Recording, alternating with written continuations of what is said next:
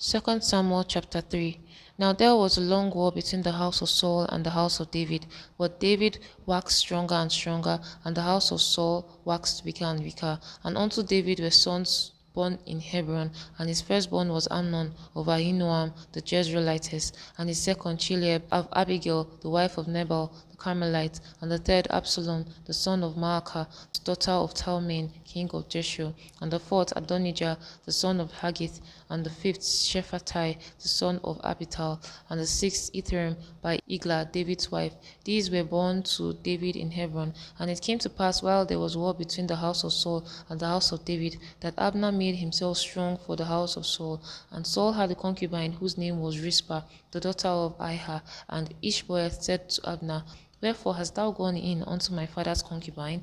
Then Abner was very wroth for the words of Ishbosheth, and said, Am I a dog's head, which against Judah do shew kindness this day unto the house of Saul thy father, to his brethren and to his friends, and have not delivered thee into the hand of David, that thou chargest me to this day with a fault concerning this woman? So do God to Abner, and more also, except as the Lord had sworn to David, even so I do to him, to translate the kingdom of the house of Saul, and to set up the throne of David over Israel and over Judah from Dan even to Beersheba.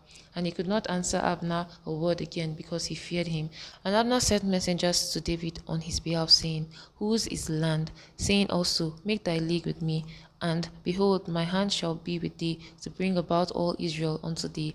And he said, Well, I will make a league with thee, but one thing I require of thee, that is, that thou shalt not see my face, except thou first bring Michal, Saul's daughter, when thou comest to see my face. And David sent messengers to Ishbosheth, Saul's son, saying, Deliver me my wife Michal, which I espoused to me 100 foreskins to the Philistines. And Ishbosheth sent and took her from her husband, even from Phaltiel, the son of Laish. And her husband went with her along, weeping behind her to Bahurim.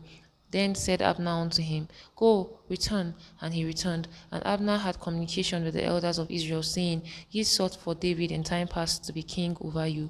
Now then do it. For the Lord had spoken of David, saying, By the hand of my servant David, I will save my people Israel out of the hand of the Philistines, and out of the hand of all their enemies. And Abner also spake in the ears of Benjamin. And Abner went also to speak in the ears of David in Hebron all that seemed good to Israel, and that seemed good to the whole house of Benjamin. So Abner came to David to Hebron, and 20 men with him. And David made Abner and the men that were with him a feast. And Abner said to David, I will arise and go, and will gather all Israel unto my lord the king, that they may make a league with thee, and that thou mayest reign over all that thy heart desireth. And David sent Abner away, and he went in peace. And behold, the servants of David and Joab came from pursuing the troop, and brought in a great spoil with them. But Abner was not with David in Hebron, for he had sent him away, and he was gone in peace. When Joab and all the host that were with him were come, they told Joab, saying, Abner the son of Ner came to the king, and he had sent them away, and he is gone in peace. Then Joab came to the king and said, What hast thou done? Behold, Abner came unto thee. Why is it that thou hast sent him away, and he is quite gone? Thou knowest Abner the son of Ner, that he came to deceive thee, and to know thy going out and thy coming in, and to know all that thou doest. And when Joab was come out of David, he sent messengers after Abner, which brought him again from the well of Sirah, but David knew it not. And when Abner was returned to Hebron, Joab took him aside in the gate to speak with him quietly, and smote him there under the fifth rib, that he died, for the blood of Asahel his brother. And afterward, when David heard it, he said, I and my kingdom are guiltless before the Lord forever from the blood of Abner the son of Ner. Let it rest on the head of Joab and all his father's house, and let there not fail from the house of Joab one that hath an issue, or that is a leper, or that leaneth on the staff, or that falleth on the sword, or that lacketh bread. So Joab and Abishai his brother slew Abner, because he had slain their brother Asahel at Gibeon in the battle. And David said to Joab and all the people that were with him, Rend your clothes, and gird you with sackcloth, and mourn before Abner. And King David himself followed in bier, and they buried Abner in Hebron. And the king lifted up his voice and wept at the grave of Abner, and all the people wept. And the king lamented over Abner and said, Died Abner as a fool dieth?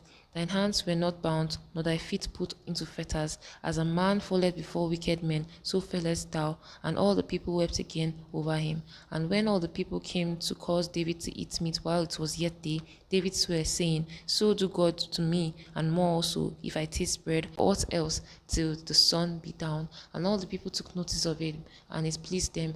And whatsoever the king did please all the people. For all the people and all Israel understood that day that it was not of the king to slay Abner, the son of Ner.